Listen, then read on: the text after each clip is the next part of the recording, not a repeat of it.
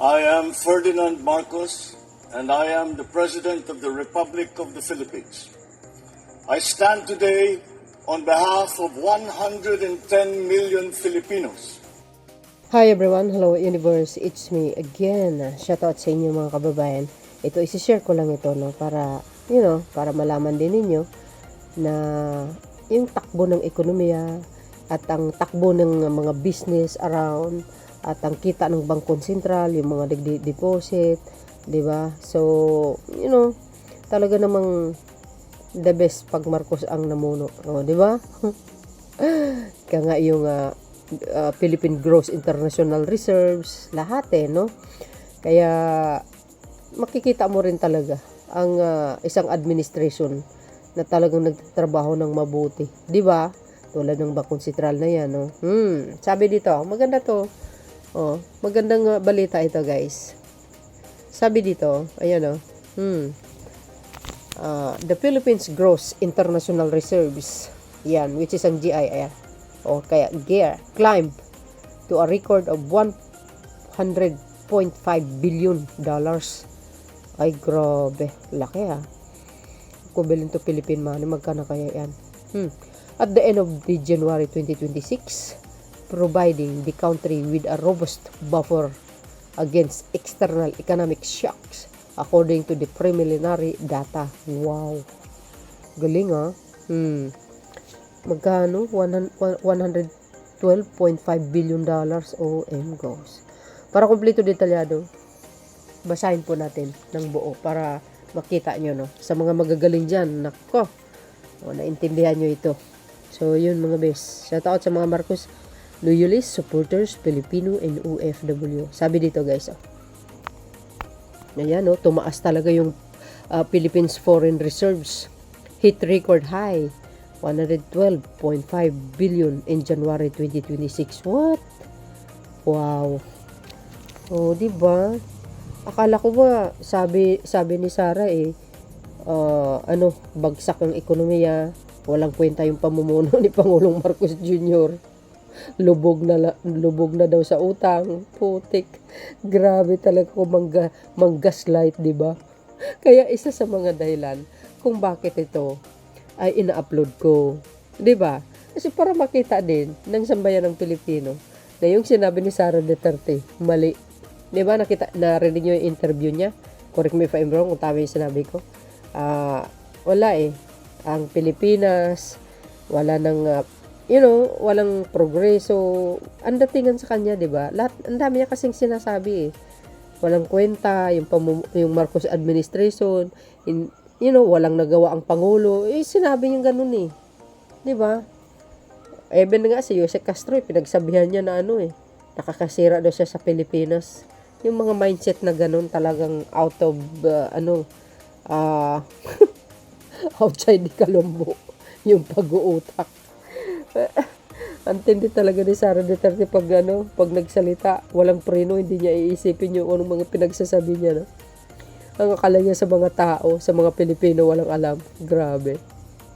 Sabi dito, the Philippines Gross International Reserves, which is ang DIR, climbed to a record of 112.5 billion at the end of January 2026. Grabe, Providing the country with a robust buffer against external economic shocks according to preliminary data. The Bangko Sentral ng Pilipinas said the GIR rose from $110.8 billion in December 2025 and 100.3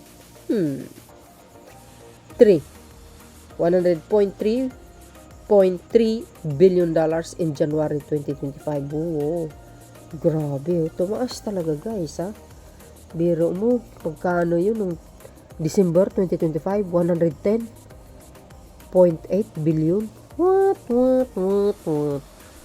Tapos nung last January, 110.8 billion in December 2025. Mag-DN na ang taon ng 2025. Tapos yung last January, biro mo 100.3 billion in January 2025. Tumaas nga, 'di ba? Nagiging 110.8 billion na. Wow. Ito maganda kasi pag yung isang pinuno ng bansa, very organized. Totoo yun. Alam nyo yan, si Pangulong Marcos Jr., nakamonitor lahat yan eh. Sabi niya, it said the latest reserves level represent an ample liquidity cushion equivalent to 7.5 months yung worth of the import of goods and payments of services and primary income. This exceeds the traditional adequacy benchmark, which requires a country to maintain enough foreign exchange to financial at least 3 months worth of such payment. Alam nyo no, sa totoo lang, ako, sabi ko nga, mga nagdaan administrasyon ganito din. 'Di ba? Ang kanilang mga ginagawa, nakafocus sila sa pagpapalago ng ekonomiya ng bansa, 'di ba? Talagang dapat ganun eh. Kasi si PBBM talagang very organized ang kanyang pamumuno. Magaling ang kanyang leadership talaga. 'Di ba guys? Sabi pa dito, the reserves which consist of foreign dominated securities, foreign exchange, gold, and other assets ensure the country can meet balance of payments financing needs. This includes the payments of imports and debt services during extreme condition where export earnings of foreign loans are unbillable. Ayan. The BSP reported that the current holding cover about 4.1 times the country's short-term external debt. Based on residual maturity, these measurements include outstanding debt with an original maturity of 1 year or less plus principal payment on medium and long-term loans falling due with the next 12 months. Ang Pangulong Marcos Jr., nagbabayad po yan ng utang every year. Totoo yun.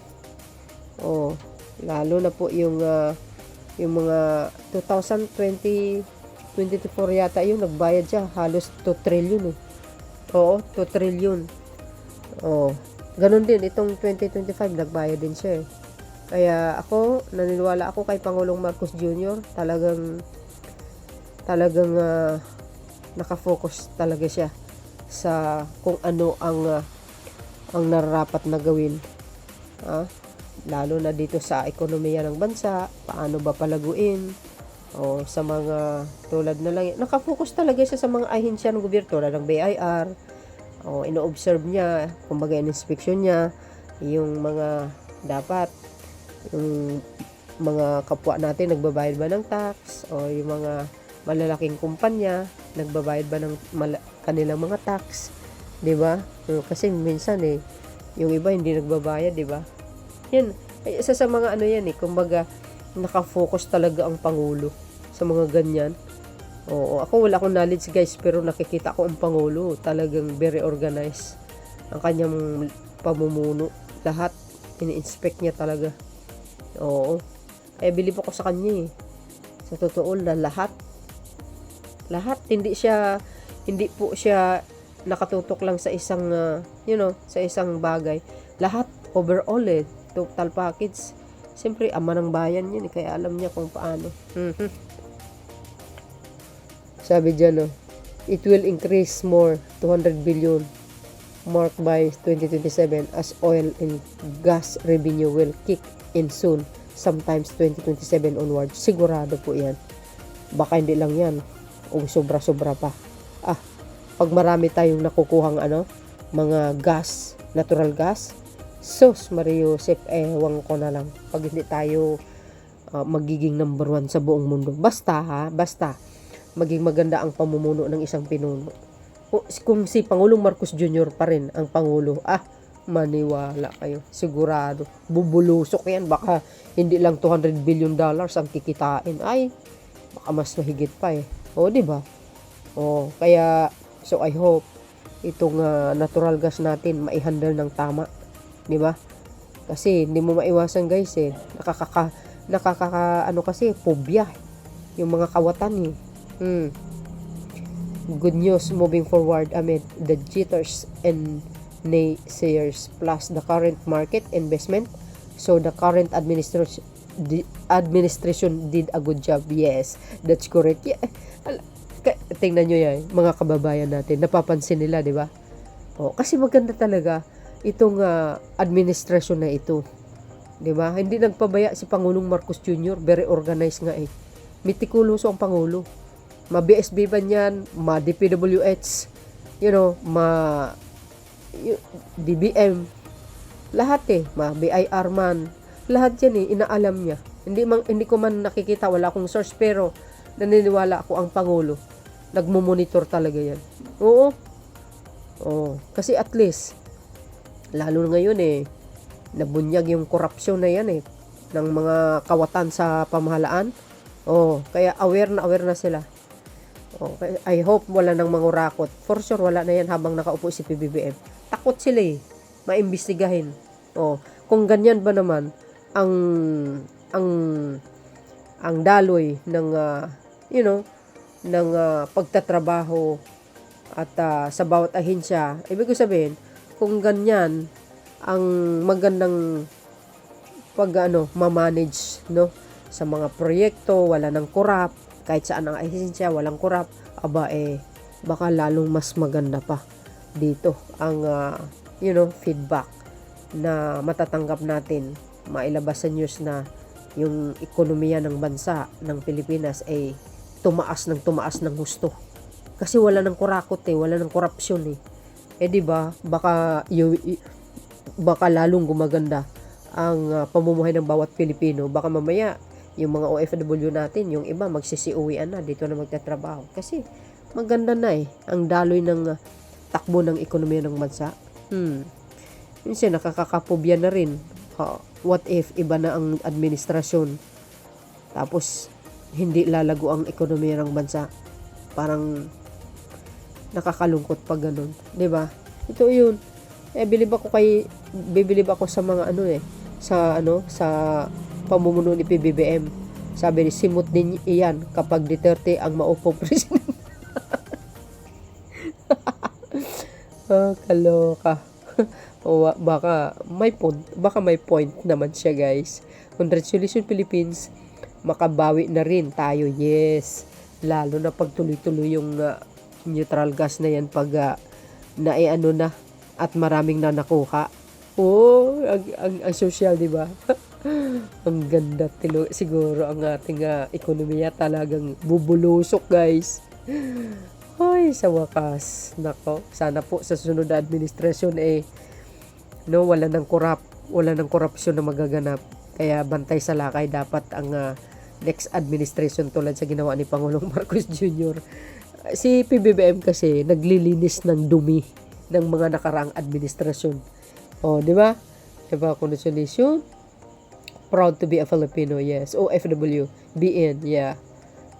Kasi pumalo at sa all-time high ang value ng gold. Mas mataas sana yan kung hindi nagbenta ang BBM. I know. No, it's okay. Wala namang problema doon. Ang BBM and the admin ng reserve gold worth 24.9 stone. At least yan, naibunyag naman. Naihayag naman yan sa publiko. Ang masaklap yung kay Digong, hindi natin alam. 49 point something tons yun. Ang laki. Ang laki bininta ni Digong. Ang tanong, nasaan napunta yun? Sige nga. Ito kay Pangulong Marcos Jr., 24.9 lang. Walang problema. Alangan ipakain mo sa ipis. Dapat lang naman. 'Di ba? At yan naman ay napunta naman sa tama. Hindi naman kinurakot. Taliwas doon sa mga bintang ng mga dilis. Tulad ng Makabayan Black, isang pas of impeachment na nagnakaw daw. May kickback. Sus Maria Joseph. Ang dali ang dali mag-akusa, gagawa-gawa istoryahe. Pero wala kang sapat na ebidensya Need 9 times more than that sa surpass Elon Musk wealth. Iba naman yun sa Pilipinas ang pinag-usapan natin dito hindi si Elon Musk. Well done Marcos Jr. Di ba? Ayan tingnan nyo yan. Sa mga nagreklamo na may utang ang Pilipinas, walang country na walang utang. Sus nako naman. Common sense, guys. Mayroon talagang utang. Bawat bansa, mas malaki pa kamo. Eh, yung mga utang naman yan minana lang naman ni Pangulong Marcos Jr. At every administration, mayroon naman talagang ganun na mangungutang talaga. Sus kayo naman. Obvious ba? So yun mga kababayan, congratulations sa ating lahat. 'Di ba? Ayan oh. Philippines foreign reserves hit records high 112.5 billion in January 2026. 'Di ba? Sosyalin. Ganun lang eh. So yun guys, ano po ang masasabi nyo? Thank you guys for watching. See you again on my next upload. Bye bye bye and babus. God bless Philippines.